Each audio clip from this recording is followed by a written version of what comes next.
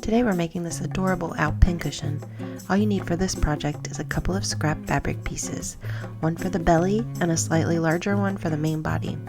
You'll also need some stuffing, a small piece of cardboard, a couple of buttons, and a hot glue gun. If you'd like to download the pattern I'm using, there's a link in the post description. Let's start with the main body piece. You want to fold the fabric you're using for the body in half and then line up this edge on the fold. You'll end up with a piece of fabric that's double the size of your pattern piece, which is perfect.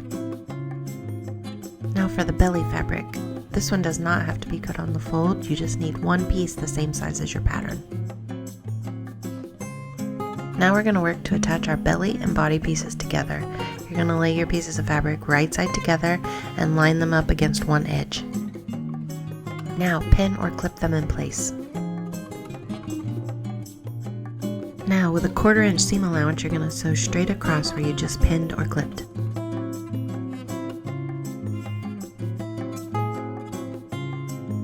Now we're going to attach the other side.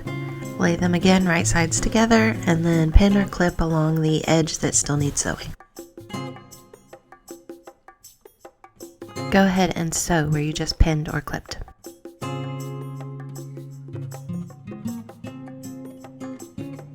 Now go ahead and turn your fabric right side out.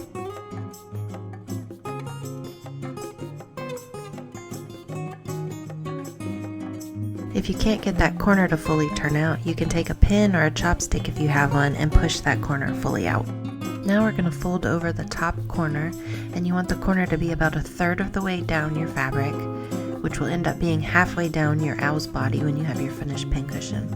You're going to pin it just through the top layer of the fabric. Okay, from this point forward, we're going to be doing some hand sewing. For this step, you're going to need a thicker thread. I actually used some embroidery floss that I divided into 3 strands and then used that to sew the beak. Now you're going to sew some long stitches roughly into a beak shape. This part's totally up to you how many or few stitches you do. You can make the beak bigger or smaller, totally up to you.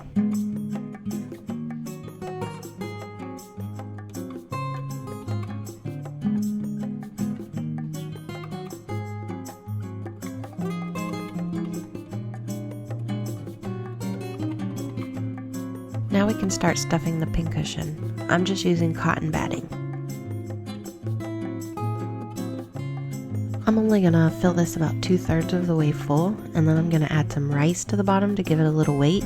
This step is optional, but other things you could add would be beans or crushed walnut shells. Some people even put steel wool in there to sharpen their pins.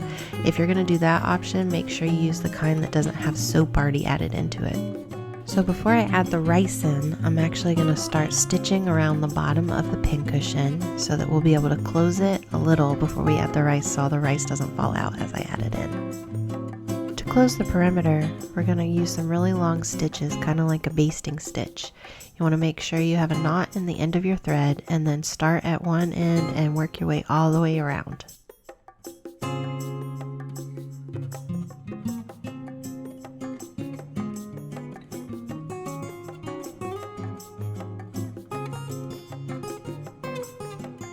Once you've got all the stitches in place, you want to pull the loose end just a little bit to start the cinching.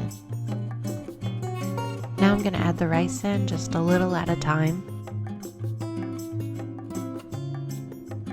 Once there's enough rice in, I'm going to pull the cinch to close the opening of the pincushion.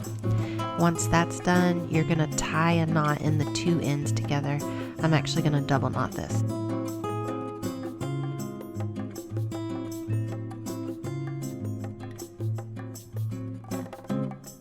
Now we're going to assemble the base of our pincushion. This is where you're going to need your piece of cardboard. You're going to take a spool of thread and trace the outline of it on the cardboard and then cut that out. Then you're going to take a scrap piece of your outer fabric, make a circle out of that, probably about 3 or 4 times as big as your cardboard. And then you're going to hot glue the fabric to your piece of cardboard. Now that that's done, you're going to put a bead of hot glue all the way around the edge of the rough side of your base. Now stick that to the underside of your pincushion to hide your stitching. Now our last step, we're going to hot glue the buttons onto the face of our pincushion to make our eyes. You could have sewn these on if you wanted to, but the buttons aren't really functional, so I'm just hot gluing. And now our pincushion is finished.